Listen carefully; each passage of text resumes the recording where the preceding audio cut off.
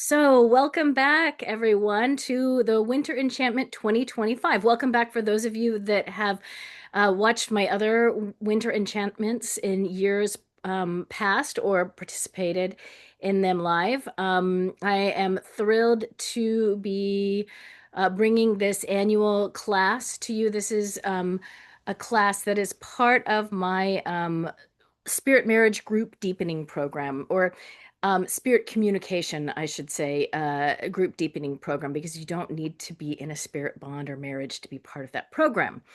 And every year I open the doors of the school with the generosity of um, my uh, fellow my students that we all sort of gift this class to our community each year because that they are graciously allowing you to come and sit in on a class with them. Some of you might have been invited by one of my students. And so this becomes a kind of circle around, grab something warm to drink, and get a little more cozy with the ways that we deepen with our own magic and with the magic of the season.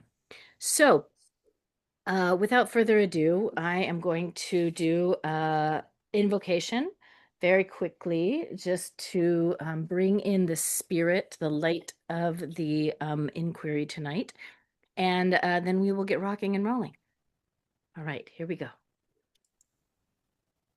Holy flame, holy fire, grant to us our heart's desire.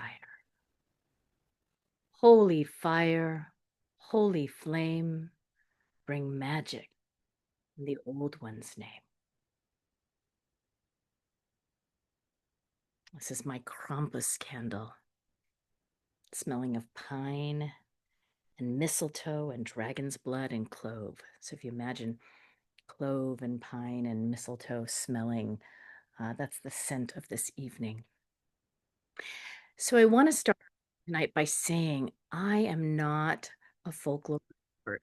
As some of you may know, my PhD is in psychology, specifically transpersonal psychology, but I am a deep fan of folklore, and I listen to all kinds of folklore podcasts. And I, as a animist and an eco-spiritual minister, I really look at the folklore and the folk magic of our pagan and earth-based spiritual traditions as an informational lens that we can look at where to draw our roots and our practices that are perhaps contextually grounded. And so I started these winter enchantments back in 2021, really as a way to reclaim the holiday spirit of the Christmas time, Yuletide um, festivities from a lot of the commercialization, right, that's happened in the past, 150 years or so. And really what I wanted to do, and what I love to really emphasize, is that so many of our current tropes and traditions in during the holiday season are rooted in much older origins. And also I want to try and introduce you to some of these enchanting figures that we see sort of transculturally that you might not be aware of. So that being said, I'm going to start my share, and we will dive in to the material tonight. So, Winter Enchantment 2025 tonight is the topic of the holiday bestiary. A bestiary is a compendium of animals, sometimes mythical animals like unicorns and dragons, that were very, very popular in the Middle Ages. And so I've put together just a little amuse-bouche of a holiday bestiary of some of the magical animals that either you might not think of as magical, or you might not be familiar with, or that you may discount as just sort of candy fluff during the holiday season. So we're going to look at, what would it be to reclaim some of these and to reframe some of them in our magical practice. So winter folklore across Northern Europe. And tonight, our material is specifically centered around Northern European folklore. It's really rich with mythical creatures and symbolic animals that embody the season's magic and cultural traditions. And these beings, from regal reindeer guiding Santa's sleigh to the fearsome Yule Cat, prowling Icelandic farms, they reflect this ancient interplay between nature, myth, and seasonal celebration. And so tonight we're going to explore how these creatures are not mere decorations, but really deeply rooted in cultural narratives that span centuries. And they really serve as metaphor for survival, abundance, and transformation during these harsh winter months. And so we're going to look at four major figures in the holiday bestiary: the reindeer, the Yule goat, the Yule Cat, and the menagerie of birds in the 12 days of Christmas. And each of these figures or grouping of animals creates or carries unique historical origins. They have symbolic meaning and cultural adaptations that have really evolved over time. And so understanding these creatures really allows us to appreciate how winter traditions blend both pagan, Christian, and folkloric and folk magic elements into a tapestry of seasonal enchantment. And so we're going to discuss how these myths continue to influence our modern celebration and hopefully offer a lens through which we can rediscover the magic that's woven into winter's traditions as they help us cultivate our own winter enchantment. So, the first being that we are going to explore, the first magical animal, are those lovely reindeer that herald the night winter sky on Christmas Eve, towing Santa's sleigh. Now, Santa's reindeer actually first appeared as reindeer associated with Santa Claus in literature in around 1821 in the poem entitled The Children's Friend. And this depicted old Saint Nick arriving with a single reindeer. So one reindeer shows up in 1821. But the concept evolved rapidly. And by 1823, just a couple years later, Clement Clark Moore's famous poem, A Visit from St. Nicholas, or as you might know it, "'Twas the Night Before Christmas," introduced these canonical 8 reindeer: Dasher, Dancer, Prancer, Vixen, Comet, Cupid, Donner, and Blitzen. Now, by 1939, Rudolph got added to that list by Robert L. May, and he further expanded the lore, cementing the reindeer as a central figure in Christmas mythology. And over time, these creatures really transitioned from simple draft animals to magical beings capable of flight. And they symbolize speed, guidance, and celestial navigation. And their evolution really reflects a broader cultural shift, which includes the Victorian reinvention of Christmas traditions that happened during the Victorian period, and kind of the globalization of holiday imagery through media. And it was picked up then, literature, advertising, popular culture really transformed reindeer into these icons of generosity and wonder. And that began to bridge this gap between the folklore and then the modern festive narratives. So let's talk about the cultural and folkloric roots of the reindeer, because reindeer hold a really deep cultural significance in the Arctic and Sami traditions, where they are essential for survival and mobility in harsh climates. So these animals are often seen as liminal creatures because they bridge the mortal and the mythic realm. And their association with winter travel reinforces this symbolic role as a guide across a frozen landscape. And so folkloric interpretations also really link reindeer to the horned god archetype, or can. Some folklorists think that they are connected to the archetypes such as Cernunnos or Hern the Hunter, as well as to the Germanic wild hunt, which is this spectral procession of spirits that's led by a god, often Odin or Gwyneth Neith, or a mythical figure.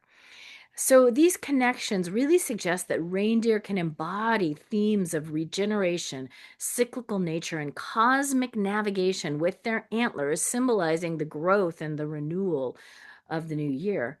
And I believe that this cultural backdrop really enriches this portrayal in Christmas lore because it transforms them from practical animals into these mystical heralds of the winter sky. And if you have watched my Winter Enchantment 2022 class, which was about the spirits of the season, we looked at the popular but speculative theory that the character of Santa and the reindeer were rooted in these shamanic cultures, and that the reindeer were the beings that helped him traverse the worlds, help traverse that helped the shaman traverse the world. So this notion that Santa Claus was inspired in part by ancient mushroom using shamans, it's not a new concept. It's been around since the 70s, but it's really been growing and increased interest, popularity as a theory. Um, since sort of the advent of ethnomycology in the 70s, particularly through Boston University classics professor Carl Rook and ethnomycologist Robert Wasson.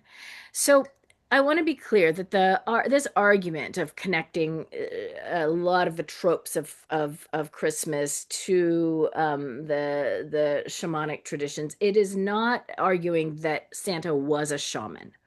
It's only drawing connections between certain recognizable motifs in the Christmas tradition, like the red and white coloring, the giving of gifts at winter, the chimney-based entry, and the reindeer association, and saying that they really echo these pre-Christian winter rituals in Northern Eurasia.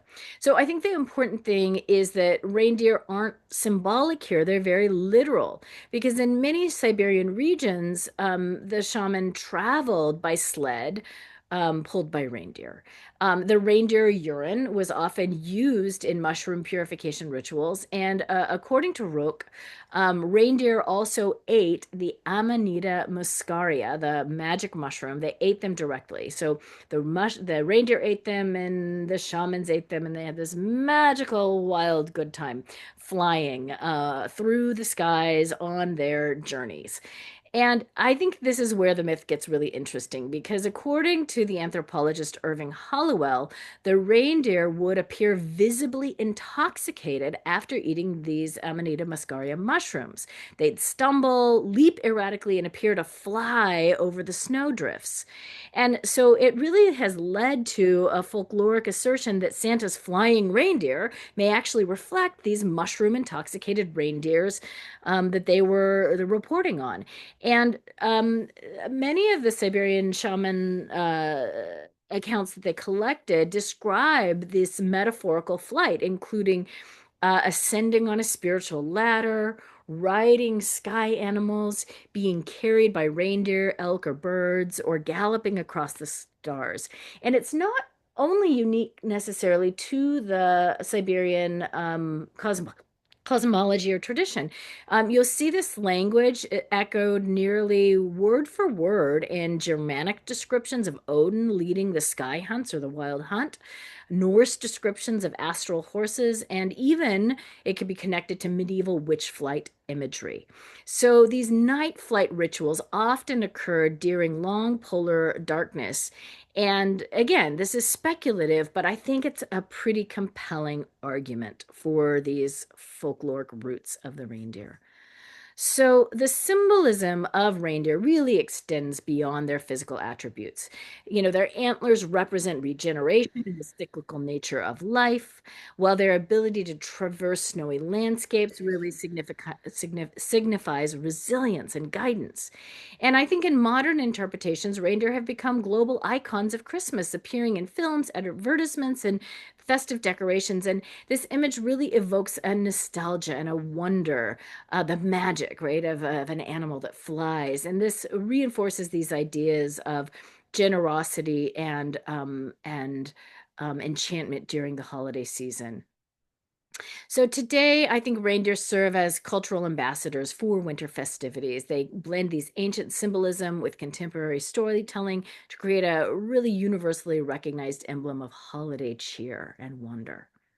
So, if you were to this year, I'm giving you a little practices, mini practices that mini mini practices that you could do if you wanted to deepen with one of these magical animals.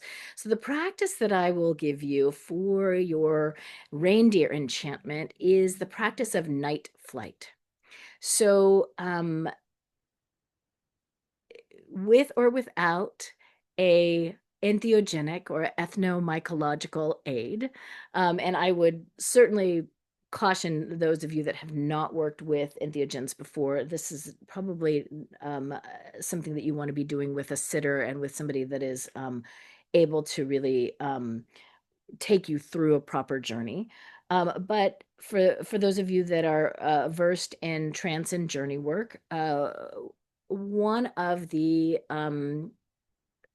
enchantment practices this holiday season, as the lights are getting as things are getting darker and darker, is to imagine yourself. So to take yourself into a trance space through drumming or breathing or visualization, and imagine yourself a flight on the back of a reindeer. And I think that imagine yourself traveling through the sky and looking down on the earth below you. And this, I think, really is a very it's a tonic exercise for when you're feeling overwhelmed or bogged down with everything that's going on in the this time of season, or just the world in general. It doesn't necessarily, you don't even necessarily have to do it just during the winter enchantment season. You can take it on um, throughout the year as you're feeling heavy. Take flight with the magical reindeer. Do a visualization where you sort of get the big picture. You're in the sky, you're looking down and getting that perspective on things, and ask the reindeer as a magical ally to help you get that big picture perspective. All right. And if we have time at the end, we'll do a little reindeer flight together tonight. So, but let's for now move on to our next magical animal, and that is the Yule Goat, also known as the Yulebakken or the Yulebuck. So the Yule Goat is really the spirit of harvest and hearth. Um, it traces its origins to Norse mythology, where Thor's goats, Tangrisnir and Tanenjoster, apologies if I'm pronouncing those incorrectly, were central figures in the mythic narrative of Thor. And in agrarian traditions, the Yule goat was really associated with that last sheaf custom where farmers crafted a goat figure from the final bundle of grain, and this symbolized the harvest spirit. So historically, the Yule goat was not merely decorative, it actually played active roles as a trickster, a house visitor, or even a gift demander during the winter festivities. And, cultural variations include the Swedish Julebok, which evolved from a mischievous visitor into a beloved holiday ornament, and the Finnish Joulupukki, which was a goat man figure who eventually transformed into a Santa-like gift giver. And these adaptations really illustrate that the goats got this enduring presence in winter celebrations, and it has the ability to really bridge pagan and Christian tradition. So the symbolism and meaning of the Yule goat is a symbol of fertility, abundance, and this cyclical nature of agricultural life. It is associated with the harvest rituals, and it underscores um, the Yule goat as a role of guardian. The guards our prosperity and brings us sustenance during these harsh winter months. And over time, the goat image of trickster and mischievous character sort of softened and transitioned from this mischievous winter visitor to a straw ornament and a kind of festive mascot. But this transformation kind of reflects the broader cultural shifts towards domesticity and really commercialization, right, of the holiday traditions. But today, the Yule goat remains a really cherished emblem in Nordic countries and embodies both historical depth and contemporary charm. And I think the evolution of the Yule Goat demonstrates how mythological figures can adapt to changing social contexts while preserving their symbolic essence. And, I hadn't even heard of the Yule Goat up until 3 or 4 years ago when I started really diving into my winter enchantment research. But what I think is important about the Yule Goat is that it's a liminal creature. It's manifests in Yule, which is midwinter, and it bridges these pagan harvest imagery with later Christian gift giving imagery. And it's this tradition of a costumed goat that is decorated and dressed up, what's sometimes called a goat mummer, and it's connected to the mumming or the house visiting traditions, which blend celebration, performance, and social ritual. The interesting thing is the Yule goat often appears alongside the Tomten or the Nissa. So back in 2021, I taught my first Yule winter enchantment, class, and it was all about the Tomten, the Nissa, the Christmas gnome, and the Christmas gnomes often appear alongside the Yule goat. It's sort of the gnomes come and the goats are carrying the gifts or the cart with the gifts in them. So your winter enchantment practice for the Yule Goat, should you choose to participate, is to for those of you that have the been taking up the Tomten or the Christmas gnome tradition, where in those traditions on Christmas Eve you have your little Tomten or your gnome statue, and on Christmas Eve you leave out a little bowl of porridge or oatmeal with a pat of butter on top of it, and that is feeding your house spirit. That's the feeding of the house spirit, which oversees your home and in the in our ancestral tradition or folkloric tradition, it oversaw the animals and the land. The Yule goat, you could draw or find or create a image of the goat. You could even make one out of straw or raffia. Set it next to your tomten, and when you feed your tomten, your gnome, on Christmas Eve, leave out a little raw oats for the Yule goat as an offering for the renewal, the abundance energy of the coming year. So the tomten's sort of protection, and the Yule goat is protection and abundance, protection and abundance. All right, let's move on to our next Yule uh, figure, and that is the Yule Cat, the Yule Kotorin. Um, so the Yule Cat is the has become the guardian of work and winter fairness. They didn't start out like that necessarily. The Icelandic Yule Cat was actually a fearsome creature, and he was said to prowl the countryside during Yule, and he devoured those who failed to receive new clothing for Christmas Eve. So I like to think of the Yule Cat as our fashion cat. Did you get new clothes for Christmas? No. Well, shame on you. I'm going to devour you. So he's, his a proclivity for fashion. But during the evolution of the Yule Cat, he's become something a little softer. The kitty's been tamed a little bit, but the legend originally was intertwined with this figure of Gorilla or Grilla, the mountain ogress, and her 13 mischievous sons known as the Yule Lads. Now, Folklorists suggest that the myth served as a motivator for workers to complete wool processing before winter, ensuring the garments were ready for the season. If your garments aren't ready and you haven't processed the Yule cat's or the wool, the Yule cat's going to come and eat you. And so the monstrous aspect of the Yule Cat was popularized in the poem Jólakötturinn, which was a 1932 poem by Johannes Ur Koltum, and this really cemented its place in Icelandic holiday lore. But the Yule Cat also functions both as an enforcer of fairness, but also this symbolic representation of winter's severity. Winter was not easy, particularly in the northernmost climates. And some scholars actually link the Yule Cat to other European midwinter beast figures, similar to the Krampus or the Perkten, who we talked about in the 2022 Winter Spirits. Um, class, and even to older pagan traditions. But the purely academic consensus on the precise origin of the Yule Cat, it's not fully settled. There's still some debate. So some of the symbolism and folkloric interpretation um, are that the Yule Cat perhaps embodies a sense of vigilance, of justice, and the moral value of work. And really, its demand for new clothing symbolizes the completion of our labor and our efforts, and then the equitable distribution of our resources during winter. As a winter predator, maybe the cat reflects the harshness of the season and the societal need for really being prepared for the cold winter months.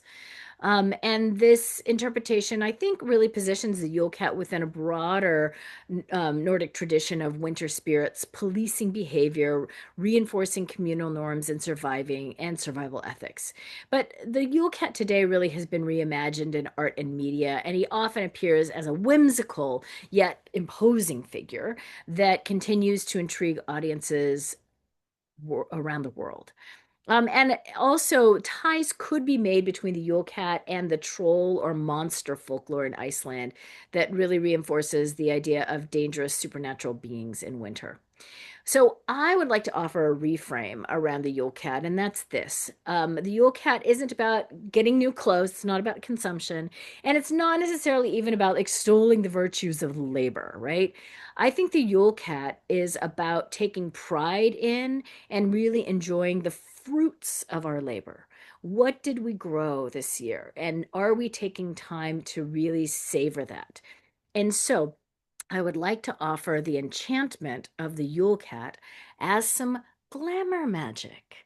Now, during the holiday season, I think we have some really fun opportunities to work our glamour magic. And glamour really isn't about, the magazine or being a fashionista or, an influencer. Glamour is really about our personal enchantment. And it doesn't necessarily even mean dressing up in costume, although I am huge fan of costuming. Don't get me wrong.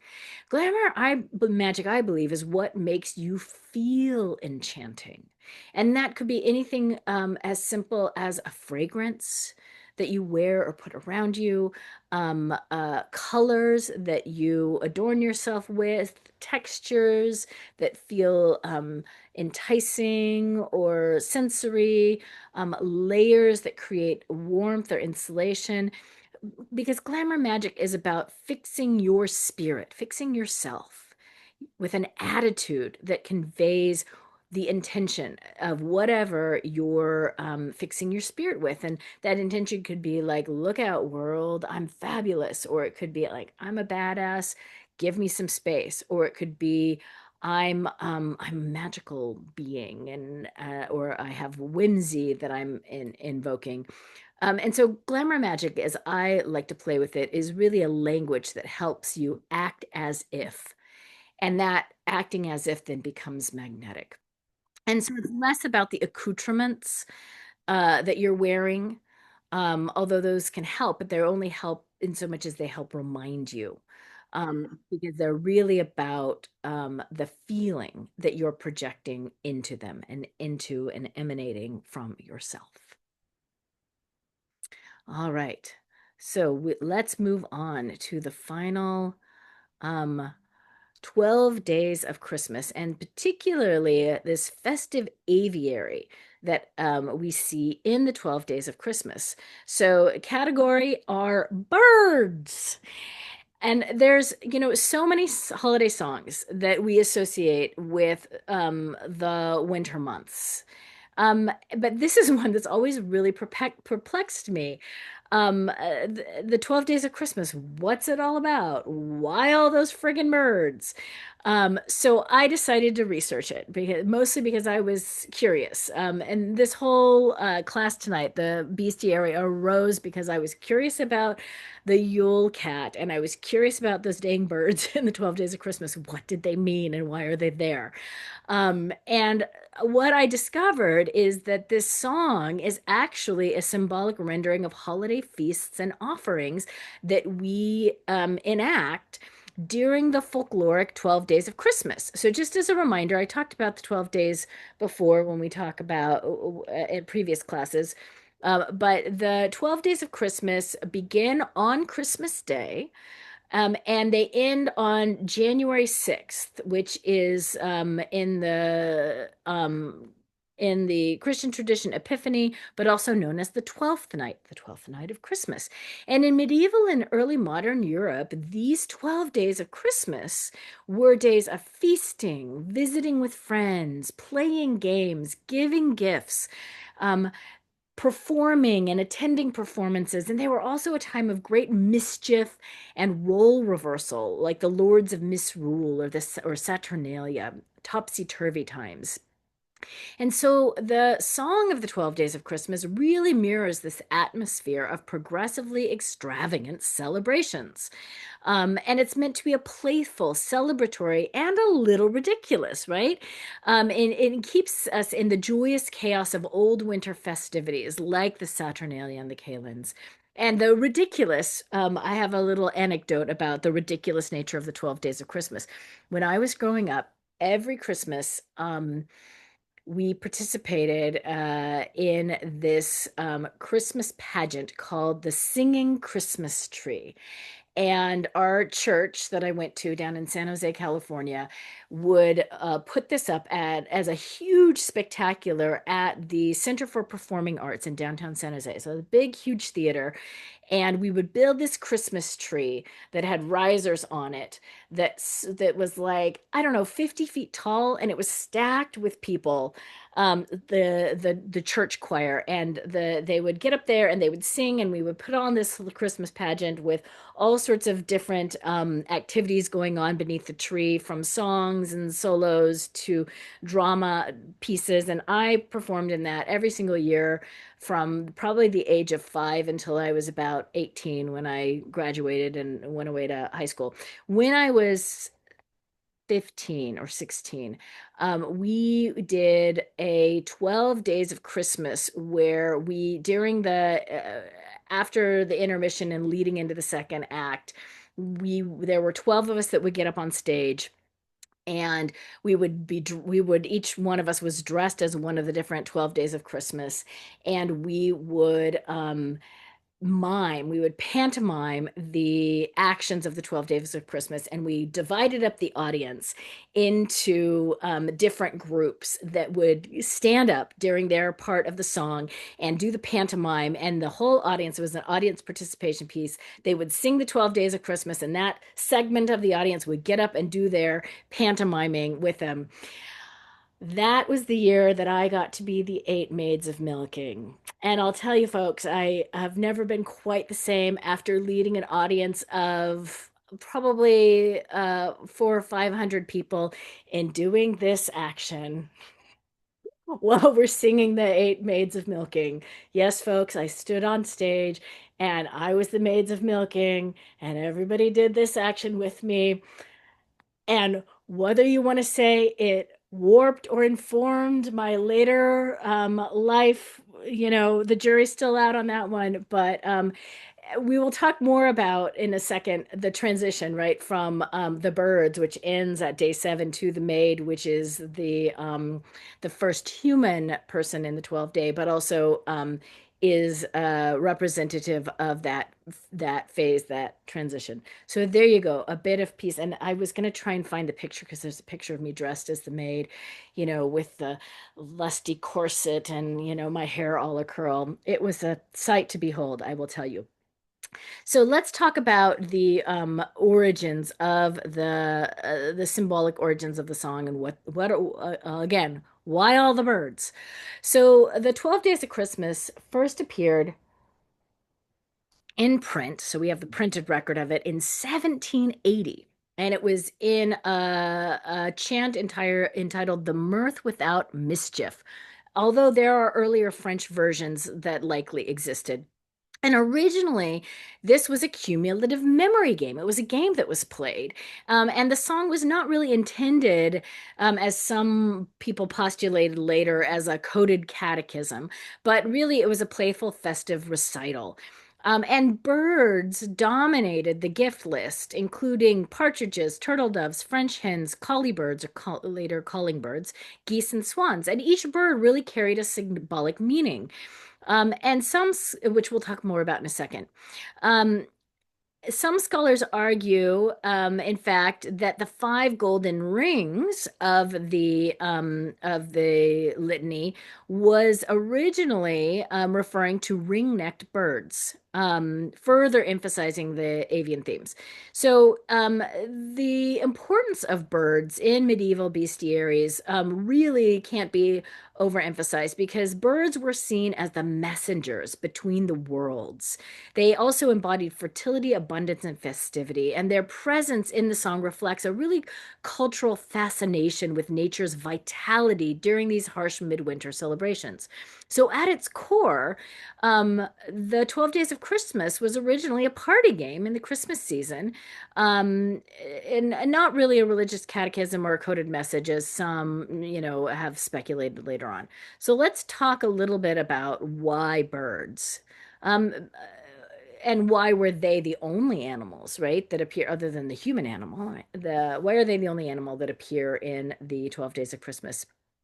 Well, the midwinter symbolism of birds are really about the birds that populate the winter feasting that happens, the rituals, the moral stories that are told, and they serve as symbols of continuity and transformation throughout winter folklore.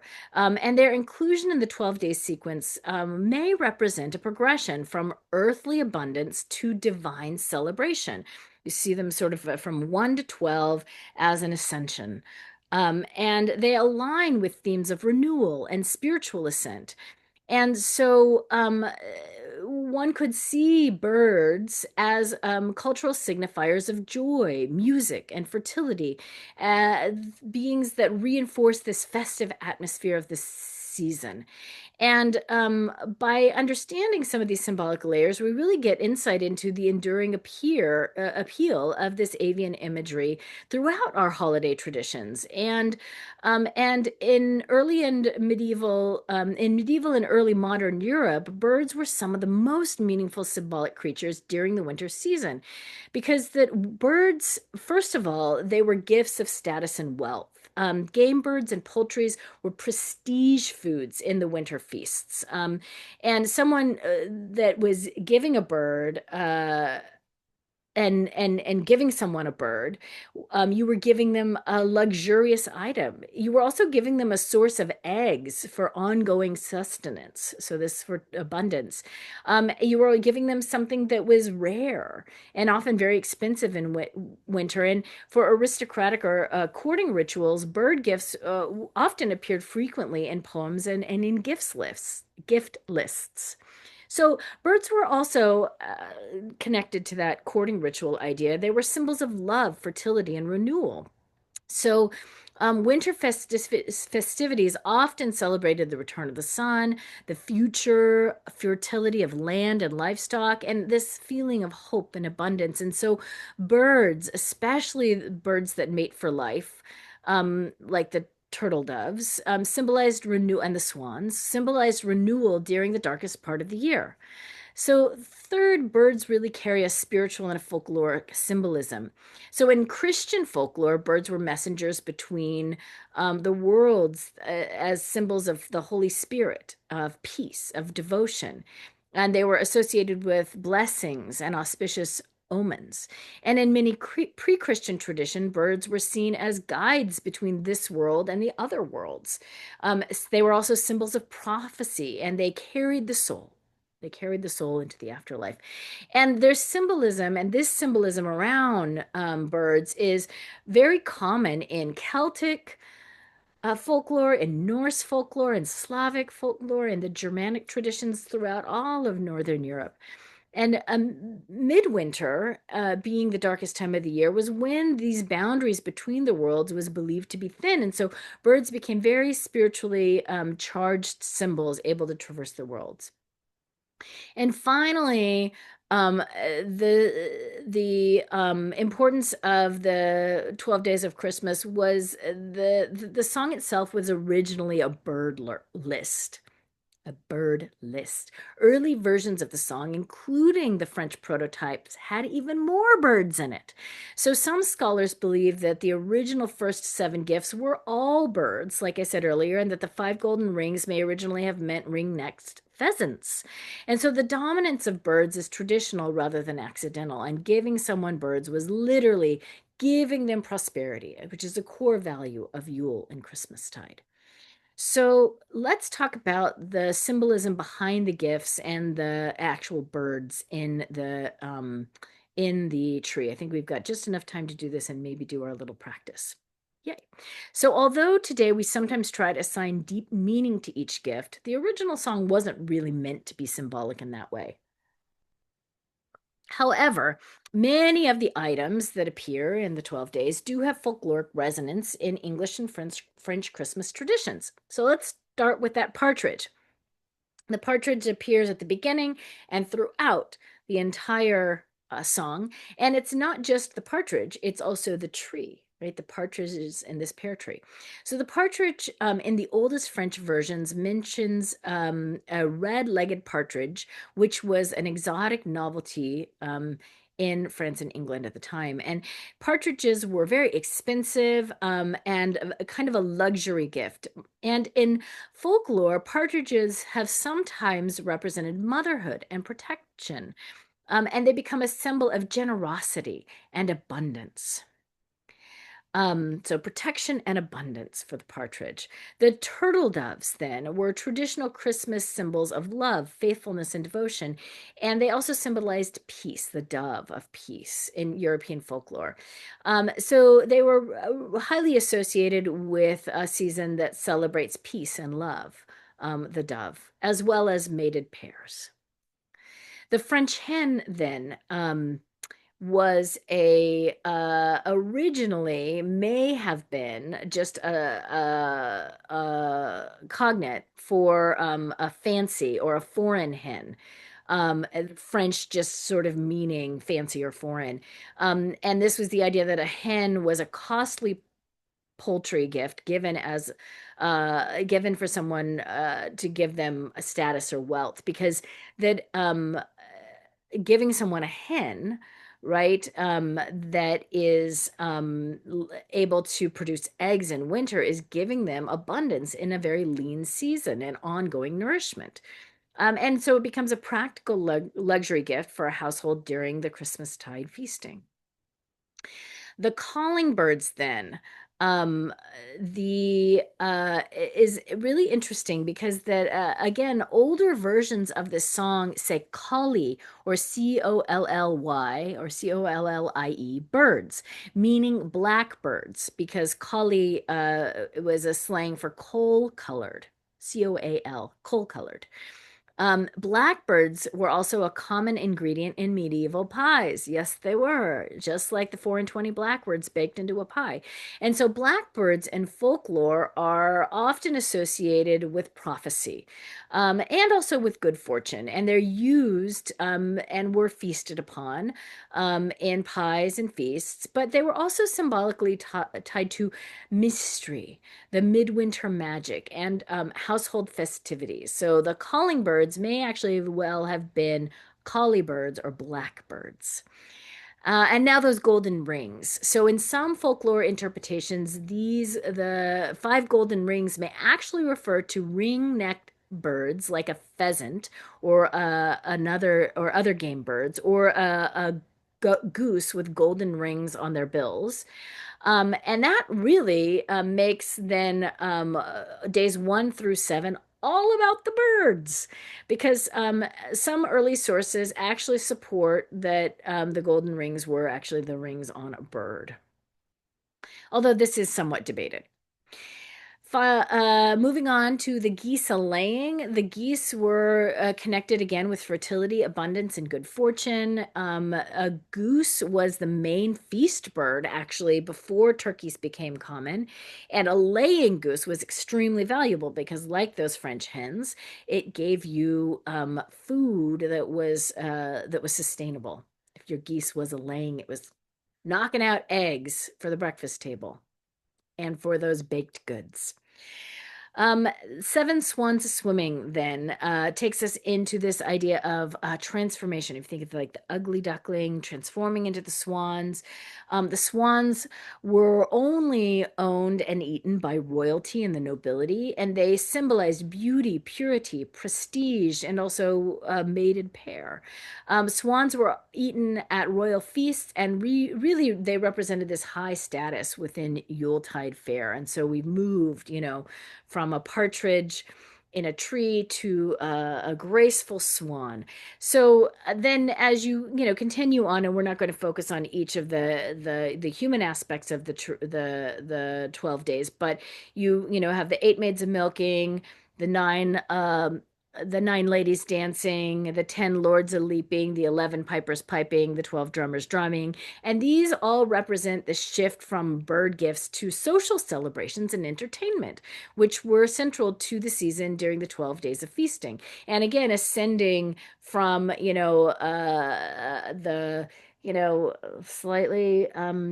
slightly, chauvinistic here, but from the women up to the men, and again from the peasantry up to the drummer, which is this sort of announcing the drum roll of the height or the culmination of the gifts. So, really quickly, there's a sort of a cosmology that's connected also to the 12 gifts. And this is really a folkloric interpretation. Take it or leave it, if you will. But there's this idea that the gifts move from these earthly physical blessings towards an increasingly social and spiritual transcendent nature. And so days 1 through 7, which were the birds, are these earthly blessings that give us food, fertility, abundance, love, status, practical prosperity. They're grounded in survival, feasting, and really are hopes for the future. Whereas days 8 through 12 are the human aspects of the days, and these are social and spiritual blessings that represent community, joyfulness, celebration, creative expression, spiritual harmony, and that sort of cosmic completion, the 12, the sacred number. And so the song structure really reflects a journey from material abundance to communal and spiritual abundance. And I think this really matches the theme of the holidays, which, whether you celebrate winter solstice, Yule, Christmas, Epiphany, whatever your traditional orientation, there is a ongoing theme of abundance, community, and and joyfulness. Yes. Sorry, my Yule Cat just showed up and distracted me. So here's Owen the Yule Cat. He's going to sit in my lap right now. All right. So what might the enchantment practice be for the connecting with the birds of the holiday bestiary? Well, I invite you to feed the birds. So I don't know if any of you used to make sometimes like in kindergarten, first grade, the pine cones where you, as bird feeders, right, you slathered them in peanut butter and rolled them in bird seed. So it might be fun to get out your, if you have pine cones or other bird feeder mechanisms, get out your bird feeders and feed the birds. Make some pine cone bird feeders, hang them in the trees as offerings to your local avian friends. Or, if you have your bird feeder or other ways that you can, put seeds and other appropriate bird food. Bread is not so good for birds. So stick to the stick to the veterinarian approved bird seeds and foods. Um, or just put images of birds on your Christmas tree or around your home. Give birds as gifts. Probably not live birds, because unless you know somebody really wants a bird can be a lot of responsibility. We want our feathered friends to be happy. So maybe bird imagery, put a freaking bird on it. Give them something with a bird image on it, or just adorn yourself with bird imagery or feathers, right? This is where you can bring your glamour magic in. Adorn yourself with feathers or birds or things that make you feel that sense of the abundance and the fecundity, right, of the bird in the holiday bestiary.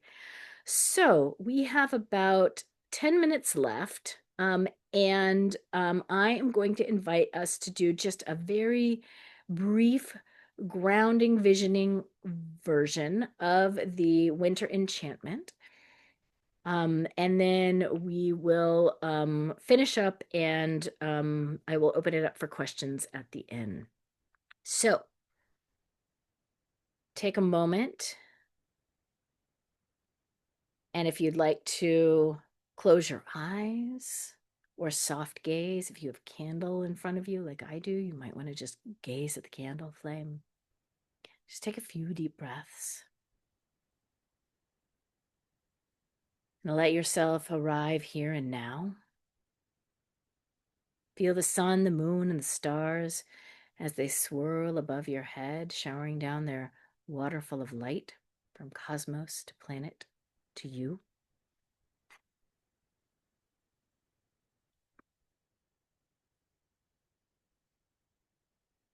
And feel the earth beneath your feet. The various layers of Earth's crust, mantle, and core, and the earth light that rises up like a fountain of blue flame, rises up through you, vitalizing you. Feel the energy to the left of you, to the well and bright ancestors of your mother's line that flow into you from the left. Feel the energy to the right of you, to the well and bright ancestors of your father's line as they flow into you from the right. Feel the energy behind you to the many lifetimes that you have lived, to the ancestors of tradition and spirit, to the other kin ancestors and the non-binary ancestors as they flow into you from behind. Feel the energy in front of you, where you're going in this lifetime, that vision of abundance and well-being as you grow that forward in your life. And now draw all those energies in, above, below, left, right, behind, before, into the core of you. As you drop into the core of this one precious life here and now, imagine that you're walking down a wintry road covered in snow, perhaps at twilight. Maybe in the distance you see those northern lights shimmering, magical. And as you walk down this wintry road, perfectly warm, perfectly safe, you see up ahead of you a reindeer.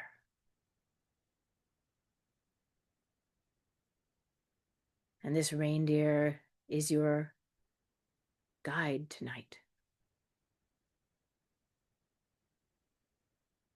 inviting you to come closer. As you reach out, in your hand appears an offering, maybe a carrot or an apple. You offer it to the reindeer, and it nuzzles your hand. And as you make contact with the reindeer, it invites you to either grab hold of its mane or perhaps even climb onto its back.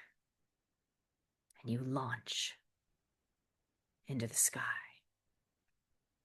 leaving behind all of the petty worries and fears and doubts, all of the heaviness, all of the sadness, all of the not enough. Leave it behind just for the moment and allow this beautiful creature, this magical beast, to you on a journey into the sky, into the stars, into the lights. Just take a moment and from this big picture view, look down on the world beneath you. See how in the grand arc of history and time, some of those things that you carry are inconsequential, unimportant. Some of them, maybe not all, can be just left behind.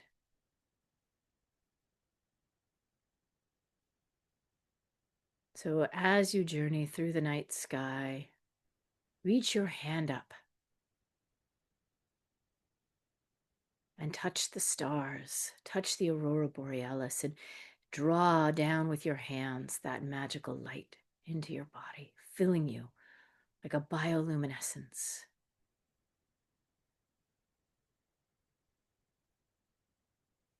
And as you fly through the sky, you may notice a bird or two, or a whole flock of birds that are flying alongside you. Just notice which birds of those 7 days of Christmas, which ones show up for you tonight. And fly through the sky on your reindeer with your birds.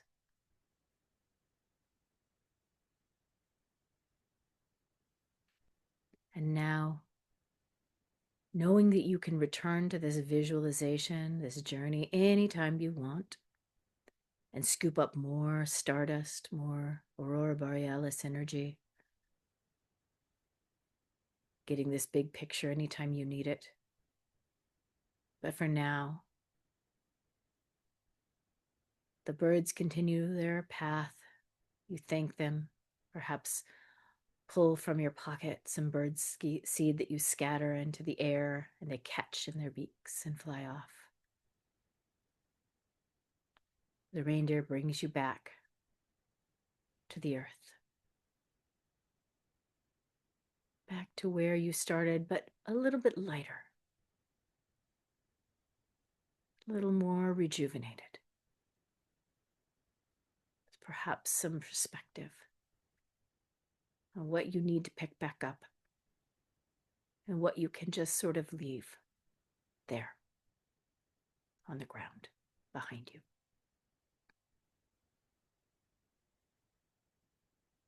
And so make your way back down the path, thanking the reindeer, knowing that you can return and reacquaint yourself with this regal, magical beast anytime you want. But for now, moving back into this present moment, in the here and now, feeling your body move, taking a deep breath, and opening your eyes when you're ready. So welcome back.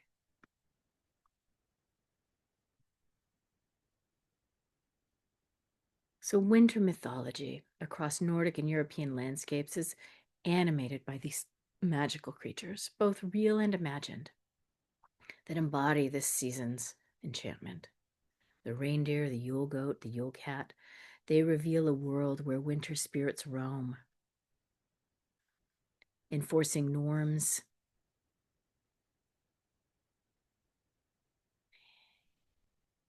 and offering blessings. And while the birds of the 12 days of Christmas carry symbolic weight tied to abundance, music, and continuity, together these figures create a seasonal bestiary that invites us to rediscover the enchantment woven into our winter traditions. And by exploring these origins, symbolism, and the cultural transformation that they bring about, we really deepen our appreciation for the stories that shape all the festive celebrations throughout the holiday season. And they connect us, many of us, to ancestral memory and heritage. So, as a special treat, tonight I am inviting anyone who is here tonight or watching this as a replay to come and spend 15 minutes with me if you'd like. If you'd like, it's an invitation, not a requirement. But I am offering free 15-minute check-ins. You've taken a class with me, so you're one of my students now. And if you go to my website, drmeganrose.com, and to the Work With Me tab under there, there's a free 15-minute student check-in. You can come in, ask me questions, chat with me, share your stories, however you'd like to use your 15 minutes. Times will start opening up in January. I'm already booked for the rest of the year, but please come chat with me. I would love to hear your experience of this course tonight. I wish you all a blessed, restful, abundant, and restorative winter enchantment this year. Have a wonderful new year. And I'm going to stop the recording now, but I will stay on for a few minutes for people that want to chat, ask questions, or whatever, for a few minutes at least. Thank you, everyone. Many blessings. Do come and schedule time with me when you see fit. That is an open invitation whenever you decide to take advantage of it. Good night.